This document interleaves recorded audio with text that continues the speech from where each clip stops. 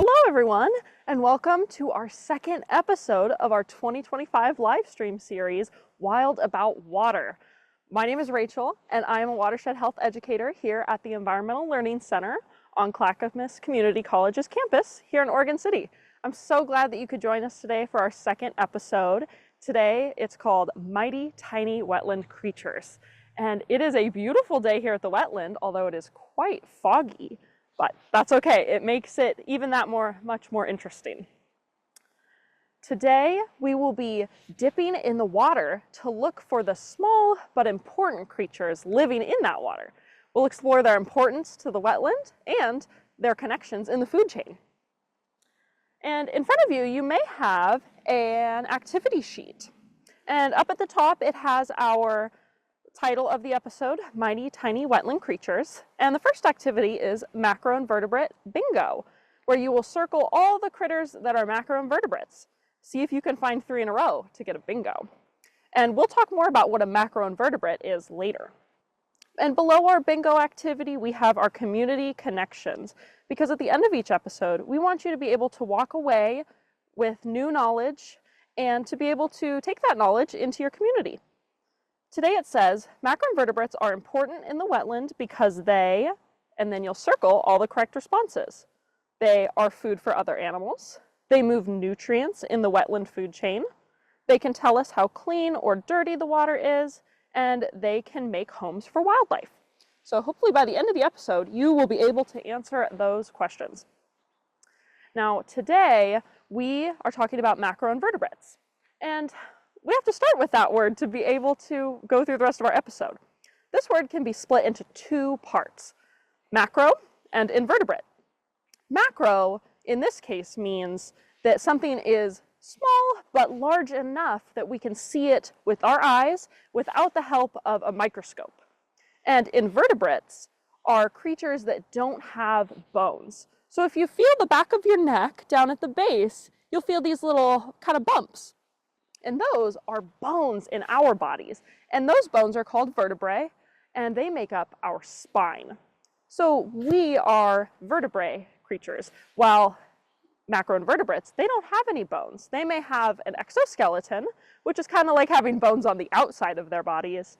And so because they don't have bones like ours, we call them invertebrates. And together, macro and invertebrates becomes macroinvertebrates. And a macroinvertebrate is an organism that is large enough to see with our eyes without the help of a microscope that doesn't have any bones. And you may be wondering what exactly a macroinvertebrate looks like if you haven't seen one before. I would love to show you some photos of some macroinvertebrates that we may see today.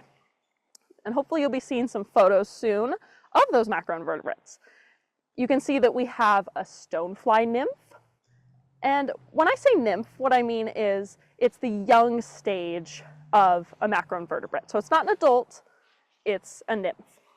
And below that we have a Pacific tiger beetle, black fly larva, a dragonfly, and water striders. So there's lots of really great things to see here in the wetland, and we're gonna go and start dipping for those macroinvertebrates right in the water behind me.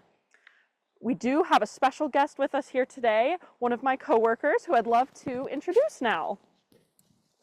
Hey, good morning. My name is Sarah Bidwell. I'm the Kids Education Coordinator, and I'm just so excited to get into the water today. As you can see, I've got my waders on, I've got a big net, and Rachel and I are going to head out and we're going to dip in the wetland and see what kinds of creatures we can find. Rachel, is there anything that you're excited about finding? I'm excited to maybe find a dragonfly nymph. Oh, that cool. would be the best for me. What about you? That would be awesome. So I'm really hoping to find a salamander nymph. So we know that we have salamanders that live in our wetland here. In a few weeks, we might have some adults coming to lay their egg masses. But we know that over the winter time, the young or the nymph of these salamanders live down in the muck in the bottom of the wetlands. So I'm really hoping that we can find one of those for you this morning. All right. Should we get going? Yeah, let's go. I'll grab my net and we will go see if we can find some macroinvertebrates.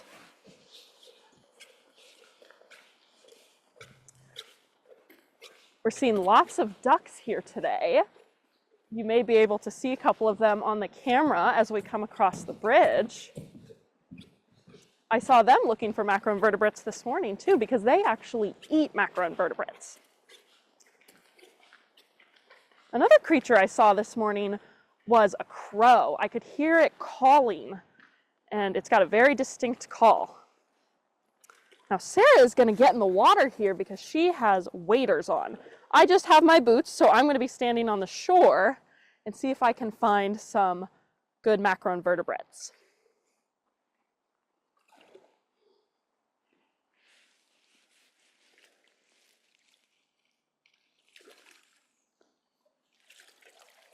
When we dip, we're not just trying to get water. We're actually trying to scoop up a little bit of the leaves or sediment down in the bottom, because that is where these creatures live. And that's where we're going to find them.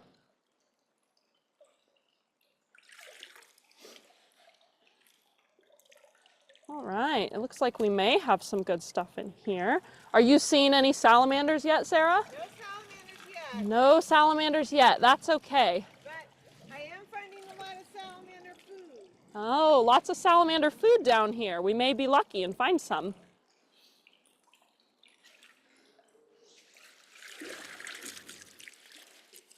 Looks like I've got some rocks in here too. Very cool.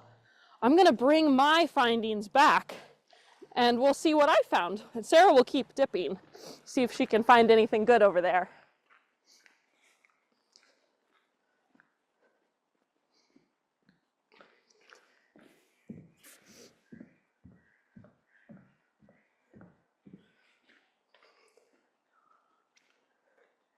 It's quite cold here at the ELC today, but some macroinvertebrates, they don't mind the cold. So we may be in luck, might be able to find some. Now what I'm going to do is I'm going to dump some of our sediment and stuff into our tray, see if we can find some good creatures. And I'm going to put a few leaves in here because oftentimes you can find macroinvertebrates living on the leaves.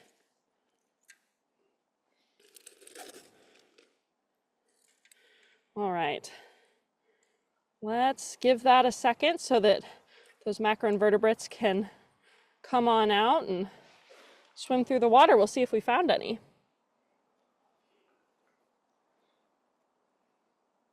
I see a couple little things swimming around. I think I'm going to take this leaf out because it may be covering up some of our macroinvertebrates, and I want you all to be able to see them.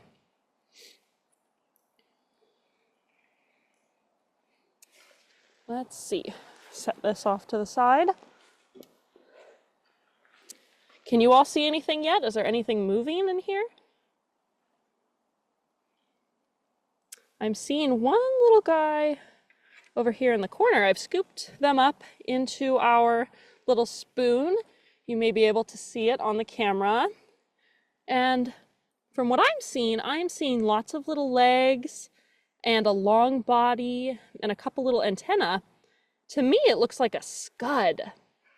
And the interesting thing about a scud is that they actually shed their exoskeleton many times throughout their lives, and that's called molting. And when they do that, they grow bigger each time. They can do this every couple weeks. It's very interesting. So we'll put our macroinvertebrate back in the water and see if we can find any other macroinvertebrates. Oh, I may have found another scud.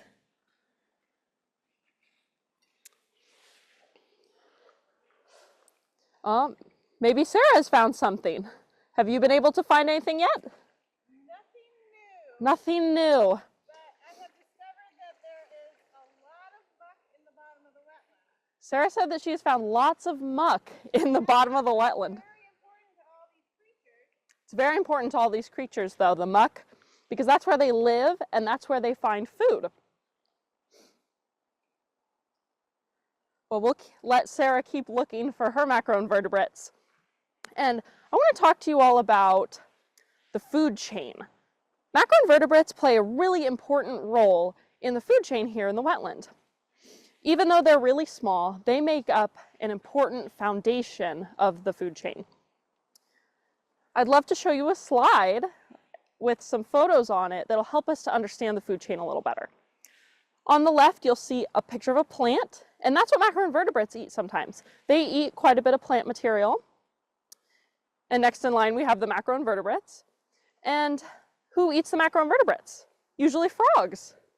And then once the frogs eat macroinvertebrates, they can often be eaten by great blue herons. And in this food chain, that is how nutrients and food energy passes through different animals. So macroinvertebrates are very important in this food chain. Let's see if Sarah has found anything. Anything new? I think we may have to come back. All right, let's see what Sarah found in her tray.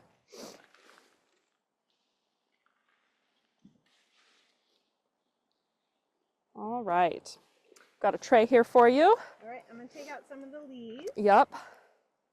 Going to take out some leaves so that we can see a little better what we've got. All right, lots of good stuff. Give it a moment. I see maybe another scud. So do you see in the tray all the leaves and just the general muck? And that's actually really important to a lot of the macroinvertebrates because many of them are using the leaves as food. They're feeding on it. And they're also finding shelter in all of this muck. So I did find, let's see if I can get it in the spoon here. It is hard to catch them because they're very fast. They are very fast. Yeah. So some of the, Rachel was talking about the food chain, and there's all kinds of interesting things happening down here in the muck. Some of these macroinvertebrates are feeding on the leaves. Other macroinvertebrates are eating, oh, here's a scud. Oh, another scud. Very nice. Can you see that? What are some things, Down a little bit. what are some things that you're noticing about this creature? Maybe its color or how it's moving. And can you think of an animal in the wetland that might eat this creature? So actually, Rachel mentioned that she wanted to find a dragonfly nymph. A dragonfly nymph would eat a scud. It's true. Yeah. So I'm going to put that one back. And I see, oh, I just saw a beetle. Oh. A predaceous diving beetle. So some of the macroinvertebrates feed on other macroinvertebrates. So what we have here, I think, is a young back swimmer. Do you see it looks like it's upside down, actually. There's actually two creatures in my spoon. Can you see it now? Okay. Couple interesting things about the back swimmer. What do you notice about its legs? Do you see how there are two legs that are very long? Does that make you think of anything? Kind of like oars on a boat. Yeah. Okay. The other interesting thing, I don't know if you can see, but both back swimmers and water boatmen, they capture an air bubble and they hold it next to their body, and that's how they breathe underwater. Isn't that amazing? That is the most interesting thing. I did not know that. Okay. Very cool. I'm going to put this one back. Super exciting. Yeah, thank you so much for all your help, Sarah. I really appreciate helping me dip today. I'm so glad you all could join us today to learn about macroinvertebrates in the food chain. And if you have any questions, please let us know. I'd be happy to answer them. I know we have a few questions here from some people in the area. Emily from Oregon City asked, where do the dragonflies go in the winter? That's a really great question. You don't often see dragonflies in the wintertime. The dragonflies, they are not adults in the wintertime. They spend their time in the water. So that's where dragonflies are in the winter. Do we have any questions from any of these classes yet? Not yet. That's okay. You don't always have to have a question. One more from some of our questions earlier. Sam from Portland asks, do you have any frogs in your wetland? We do have frogs. Thank you for asking, Sam. Our wetland here at the Environmental Learning Center has a very common type of frog called the Pacific chorus frog. We often hear them calling, and we have also seen in the past a northern red-legged frog. It's a little bit more rare to see them because their habitat has been declining. So we're hopeful that they will continue to grow and thrive here in our wetland. All right, well, it looks like we are out of time. Thank you so much for joining me here today for our second episode of our 2025 live stream. Please join me next week where we will be in the water learning about wetland plants. Till next time, stay curious, get outside to explore, and I'll see you around the wetland.